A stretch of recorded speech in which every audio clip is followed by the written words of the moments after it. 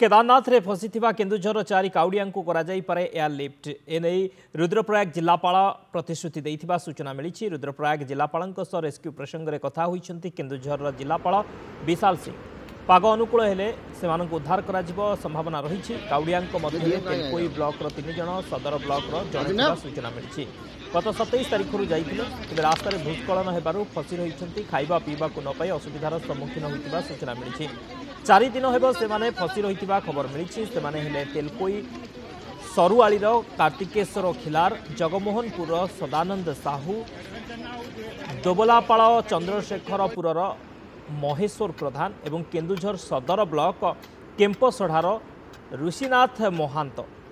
तेज से स्वास्थ्यावस्था ठीक थिबा बेले सेमाने खाइबा पीबारे अनेक असुविधार सम्मुखीन होइछन्ति। प्राय 200 अधिक लोक फसी रही परिवार लोके कहिसन्ति।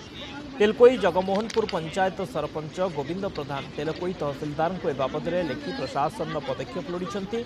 तेलकोई तहसिलदार अनुपमा मुर्मू ए बाबद में जिला प्रशासन को जणाइथिबा कहिसन्ति। परिवार लोके वर्तमान चिंतार रहिछन्ति।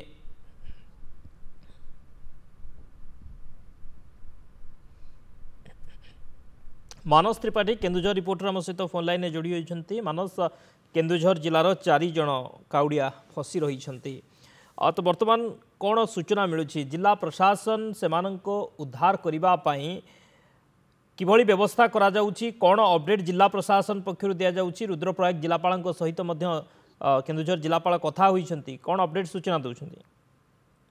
देखो शक्ति जहाँ सूचना देले जो 4 जन काउडिया केन्दुझर जिला जाइछन्ती से 27 तारिख माने अर्थात शनिवार दिन केन्दुझर बाहर थिले एवं बस जोगे राउरकेला पहुंचा पर ट्रेन रे उत्तराखंड को जाइथिले।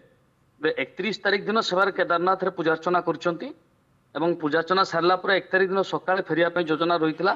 तबे 31 तारिख दिन जो बादल फटा वर्षा हला एवं जो भूस्खलन हला जा फल उत्तराखंड सानप्रयाग गौरीकुंड मध्य जो केदारनाथ राजपथ गोटे अच्छी सेटा धोई जा फल माने गोटे जगह पोल जो नष्ट होगा तेणु स्थल भाग में जावा आसवा रास्ता पूरा विच्छिन्न होगा जहाँफल कि से पाखापाखि 2000 ऊर्ध्व श्रद्धालु फसी रही है।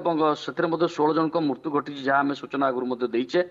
तेबे से 4 जन फसी जो मैंने फसीचंती श्रद्धालु से 4 जन केन्दुझर जिलार अच्छा जहाँ आम सूचना अच्छी गतकाली केन्दुझर जिला जिलापाल जे अच्छा सी कथा रुद्रप्रयाग जिलापाल सहित कथा रुद्रप्रयाग जिलार जिलापाल सहित एवं ए घटना को जिला प्रशासन गुरुत्व सहित नहीं सेठिकार जिलापाल गुरुत्व सहित नवा सहित एयरलिफ्ट करने आज जदि पाग भल रहे तेबे एयरलिफ्ट हवा कथा किंतु जहाँ आम काउडिया पाखर खबर आसी जहाँ सेठिकार लाटेस्ट खबर अच्छी बर्तमान से पाग से भल ना तेणुक से निजे निजे पाखापाखि 5-6 किलोमीटर चलिकी आगक पलि आसिले जो काउडिया 4 जन थे आम केन्दुझर जिलार से निजे चली चली कष्ट करी चलिकी आसी पाखापाखि 4-5 किलोमीटर आगक पलि आसिले।